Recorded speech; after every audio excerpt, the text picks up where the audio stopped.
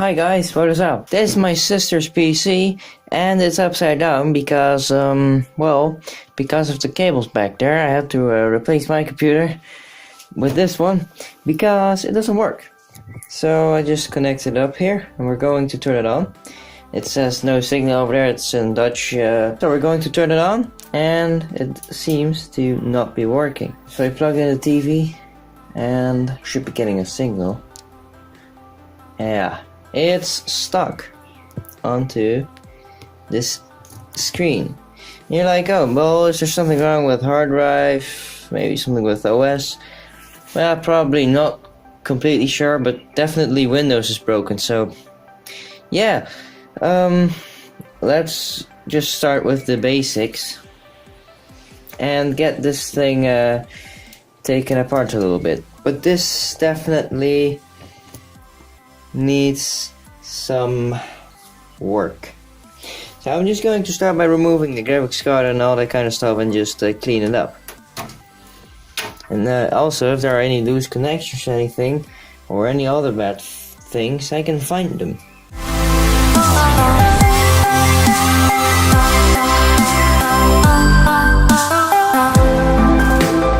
Alright, so here's my 750 Ti from EVGA.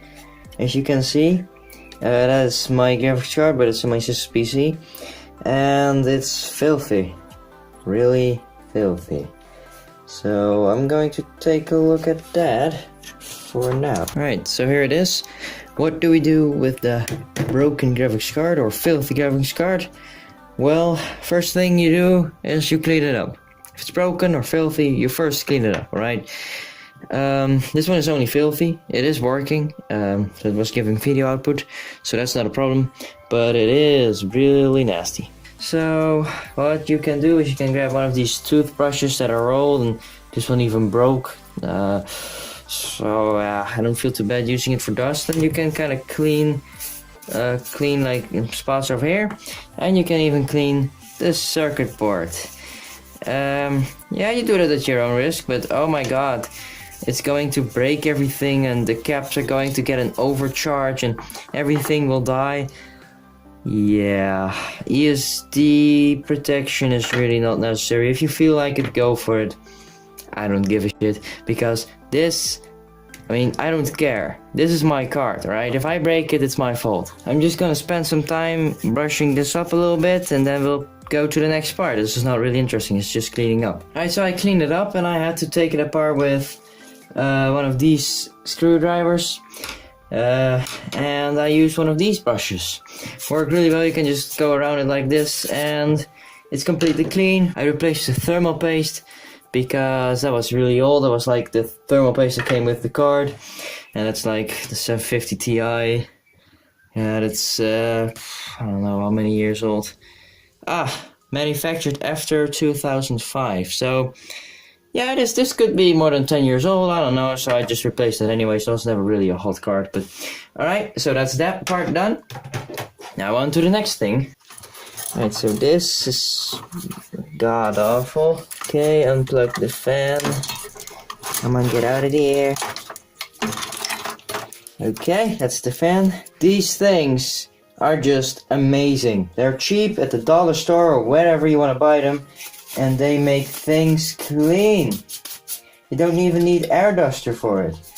And as long as you are careful with whatever you're doing this with, it's clean. Looks almost new. See? There's really no dust buildup in there, and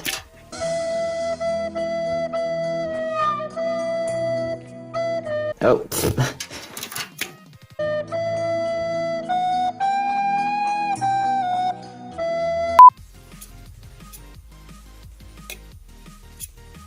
That feels like a little magnet motor from a fan. Should I remove the motherboard? Yeah, let's just remove the motherboard and then we will redo all of the connections and we're sure that they're good. Alright, so just going to take this out.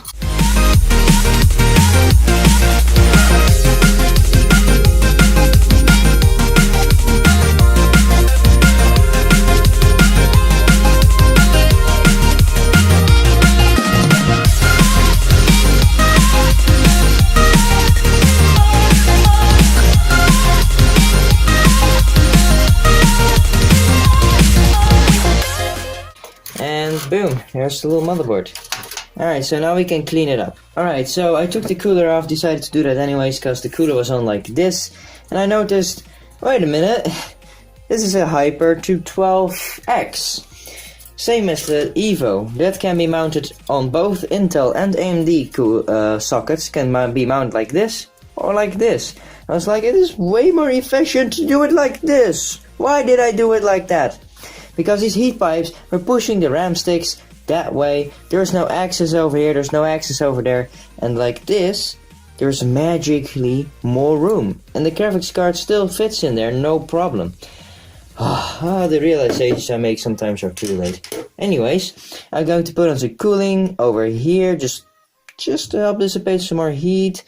Tighten these down, and then I will put it back together, and yeah, that should be fine. Alright, so I didn't really film this, it was a little bit tedious to film, and the video is more about software and stuff. But this is an important part. I clean it up and I put it vertically instead of horizontally, and now there's a lot more space. This one is clear and this is all nice. So yeah, this should technically help with cooling, and it just helps with space issues, and yeah, that just sorts all of that. And this should be good. Put these on there, and I'm going to put it back in the case now. Right, so this is not the greatest case of all time, so I'm going to have to work my way around this a little bit.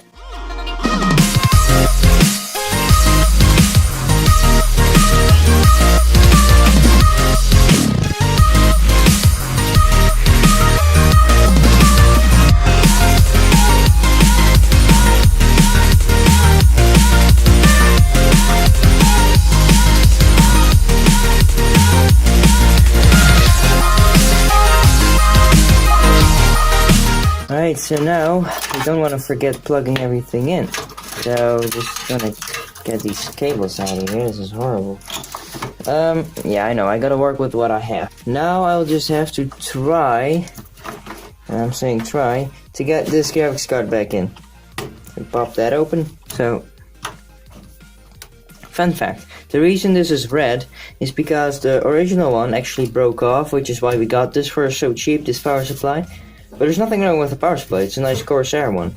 But we just replaced it, and that's a nice cheap second-hand power supply. There was nothing wrong with it, except for that. Yeah, it works great. Alright, let's see if there's any difference first. It works. Alright, so there's absolutely no video. Great. Okay. There we go. That one again. Alright, so same problem as expected. So what you do, you get one of these thumb drives, whatever you have, and put a Windows media on there. With the Windows Media Creator tool, creation tool that you can download from Microsoft's website. It's legal, so don't worry about that. And then you can repair Windows. So, okay, I'm going to move this to a different setup. Alright, so now I'm in my sister's room.